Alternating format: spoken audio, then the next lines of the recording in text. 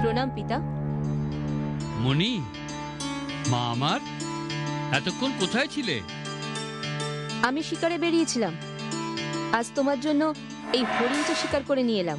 বাহ, সত্যি তুমি আমার উপযুক্ত কন্যা।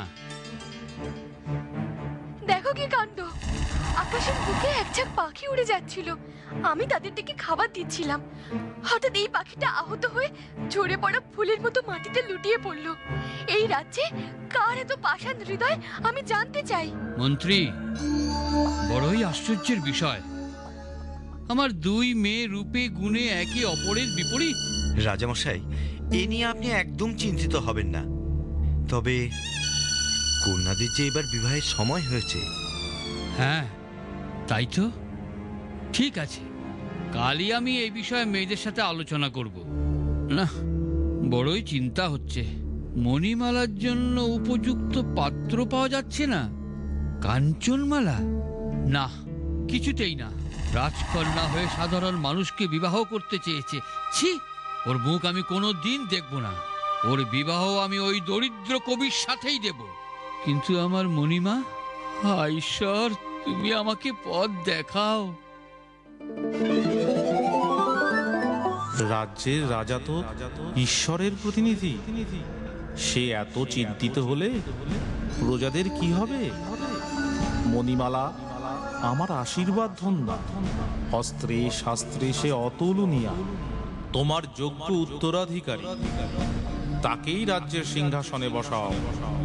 সে তোমার বংশমর্যাদা ও রাজত্বকে রক্ষা করবে। আর কাঞ্চনমালার বিবাহ সেই কবির সাথেই দাও, ও তাতেই সুখী হবে। কাঞ্চনমালা, আমার তোমার জন্য খুব কষ্ট হয়। কেন? তুমি এই রাজ্যের রাজকন্যা, কত বিলাসিতার মধ্যে দিন কেটেছে তোমার, অথচ আজ এই গরিবের ঘরে এসে তোমায় নিজে হাতে করে সব করতে হচ্ছে। তাতে কি হয়েছে? আমার কোনো কষ্ট হচ্ছে না। সত্যি, তোমায় আমি যত দেখি ততই অবাক হই। কাঞ্চনমালা, তোমাকে স্ত্রী রূপে পেয়ে সত্যি আমি নিজেকে ভাগ্যবান মনে করি। এমন কথা বলো না, আমি সাধারণ, অতি সাধারণ এক মেয়ে। তোমাদের সকলকে আজ আমি একটা বিশেষ কারণে এখানে ডেকেছি। দেখো, আমি অত্যন্ত কঠোর শাসনে বিশ্বাসী। মাঠে শস্য উঠলে সবার আগে কর যেন রাজকোষে পৌঁছে যায়। শস্য যদি নাও হয়, তবু ঋণ করে হোক অথবা জমি জমা বিক্রি করে হোক, যে করেই হোক কর আমাকে দিতেই হবে। আমার কথার অবাধ্য যে হবে তাকে আমি উচিত শিক্ষা দেব। তুমি তো সবই শুনলে, এবার বলো কি করব? ঈশ্বরের আদেশ পালন করাই এখন তোমার একমাত্র কাজ। সবই তো বুঝলাম, কিন্তু তোমার দিদি যে প্রকৃতির মানুষ শুনেছি, তাতে তো। তুমি কোনো চিন্তা করো না, দিদি ঠিক এর একটা ব্যবস্থা করবে। রাজকন্যা মণিমালার জয় হোক। কে তোমরা? কি চাও এখানে? আগে দেশে যে দুর্ভিক্ষ মহামারীর আকার নিয়েছে, মানুষেরা না খেয়ে মরে যাচ্ছে। আরে, তুমি আমার বোনের স্বামী না? সাধারণ একটা কবি হয়ে তুমি আমার প্রজাদের নেতৃত্ব দিয়ে নিয়ে এসেছো এখানে। এই প্রজারা আপনার সন্তান তুল্য, তাদের দিকে একটু মুখ তুলে তাকান। তোমার এত বড় সাহস, তুমি আমার সামনে দাঁড়িয়ে এত বড় কথা বলছো? তবে রে এত বড় কথা।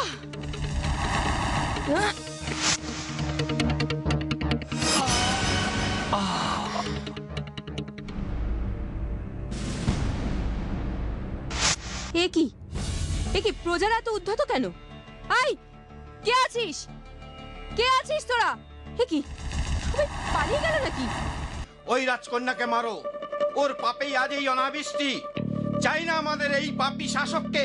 মার মার